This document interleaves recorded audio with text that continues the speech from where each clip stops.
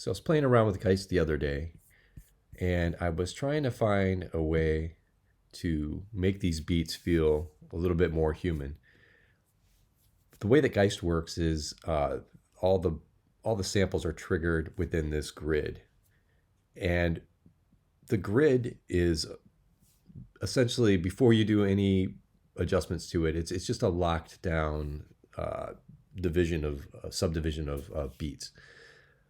So what can happen is when you're trying to create a beat using Geist, you can end up with something that sounds very robotic because everything is played on the beat at the same velocity at the same time. And if you listen to a drummer or someone that's playing like an MPC controller, there's going to be minor fluctuations in when the hits occur on a beat. And that's what gives it really the human appeal. When you hear a good beat, you'll hear some of the hits are a little bit louder, some are a little softer, some come before the beat, some come a little bit after the beat. So what I wanted to learn how to do is I wanted to get Geist to emulate more of a human feel. I could do a similar thing by just using the samples and drawing on a piano roll, and moving the beats like slightly before or slightly ahead. But I really wanted to do that in Geist so I could take advantage of all the other tools that are available in Geist.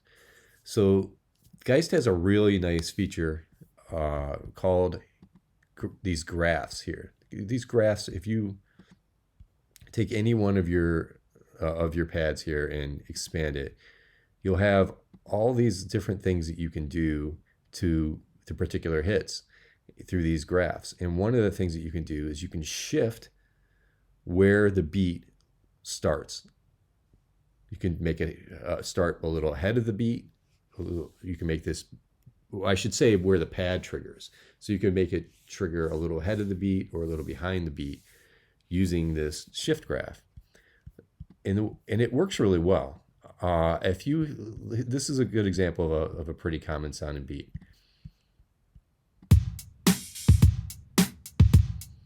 And you hear that everything is really straight on, and it sounds a little mechanical, right?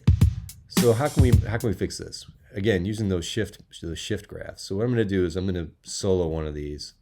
Actually, let's solo this one, so that we can just kind of work with one pad and get an idea of how this sounds when you shift these. So right now, if we just look at this one kick, it sounds again pretty straight. But I have the shift graph expanded, so now I can start to pull back some of these trigger points. So this one, I want this to trigger a little bit earlier than what it normally would, to give some space between this kick and this trigger here.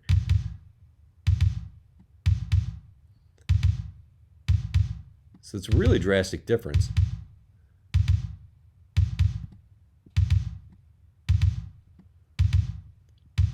So this is playing a little bit early, and then I can make this play a little bit late.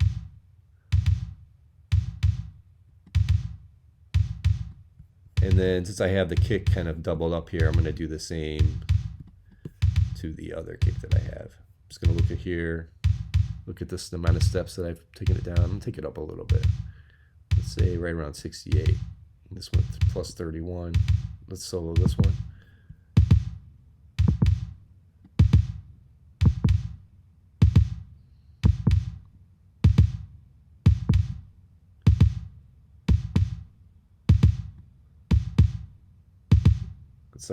That's sounding a little bit better to me. So that's how you can kind of shift where the beat lays in these, or where the triggers fall in these beats. And you could do that to any of these pads. So if, for example, if you want the snare, let me solo the snare. Maybe I want these to go a little bit late because now sounds a little bit off.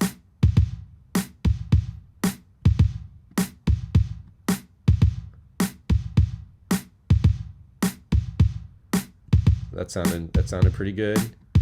Let me get the second snare that's in here. Do the same.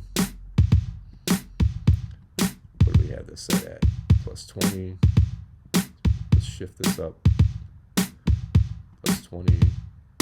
What's this one at? 17. So this will match.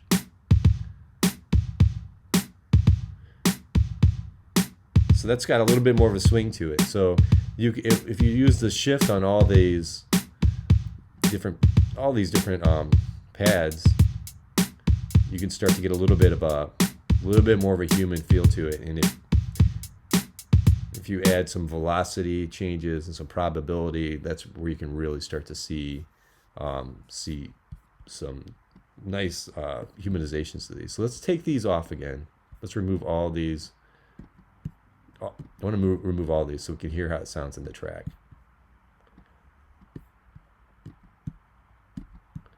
So just going through here, and I'm basically just right-clicking on these, and it's taking it back to 0.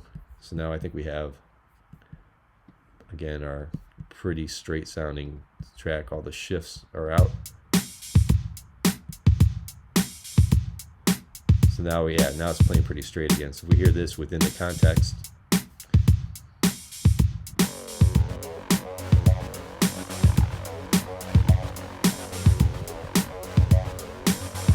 sounds pretty monotonous, but I spent some time earlier on another pattern getting it all set up with different shift graphs and velocity graphs and everything else, and so this is what this sounds like.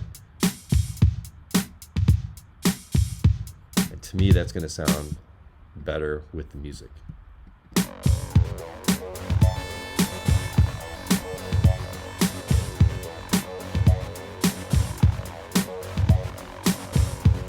So to me, that sounds like it's got a little bit more of a groove than what it had before. Again, we'll switch back and forth. This is the one with all the shift patterns. Here's the more straight one.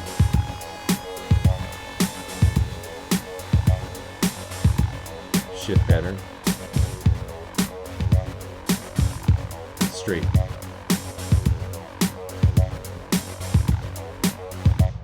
So that's how you can really use those shift graphs to kind of humanize your beats in Geist.